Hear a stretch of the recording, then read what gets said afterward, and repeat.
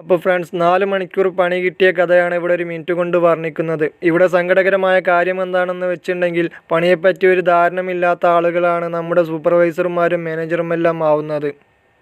അവരുടെ ഒരു സപ്പോർട്ടും ഇല്ലാതെ ഇങ്ങനെയുള്ള പണികളെല്ലാം മുന്നോട്ട് കൊണ്ടുപോകുക എന്ന് പറഞ്ഞാൽ വളരെയധികം വിഷമകരമായ കാര്യമാണ്.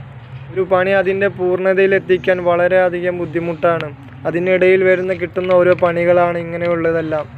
എന്നോട് പറഞ്ഞ പണി ആ ഗ്രാനൈറ്റ് കട്ട് ചെയ്ത് അതിൻ്റെ മേലെ ആ ബേസിൻ വെക്കാൻ മാത്രമാണ്. ഈ ഒരു സാധനം വെക്കുന്നതിനെക്കാട്ടും ബുദ്ധിമുട്ടാണ് ഇതേപോലുള്ള മെയിൻ്റനൻസ് എടുക്കുന്നത്. ഒരു പണിക്ക് പകരം 3-4 പണികൾ വേറെ കിട്ടും. ഇതെല്ലാം കണ്ട് മുന്നോടിയായിട്ട് തന്നെയാണ് ഇങ്ങനെയുള്ള പണിക്ക് ഇറങ്ങുന്നതെങ്കിലും പ്രതീക്ഷിക്കാത്ത രീതിയിലായിരിക്കും കൂടുതൽ പണി കിട്ടുന്നത്. അതിനുള്ളിൽ കൂടെ ആ ഗ്രൈൻഡറും കംപ്ലൈൻ്റായി കത്തിപ്പോയി. ചില സമയത്ത് പച്ചവെള്ളം വരെ കുടിക്കാൻ കഴിയാറില്ല. ഇതൊന്നും ആരും അറിയുന്നില്ല. കാരണം ആ ഫൈനൽ റിസൾട്ട് മാത്രമേ എല്ലാവർക്കും കാണാൻ പറ്റുകയുള്ളൂ. അതിനുള്ളിൽ വരുന്ന ബുദ്ധിമുട്ടുകൾ ആരും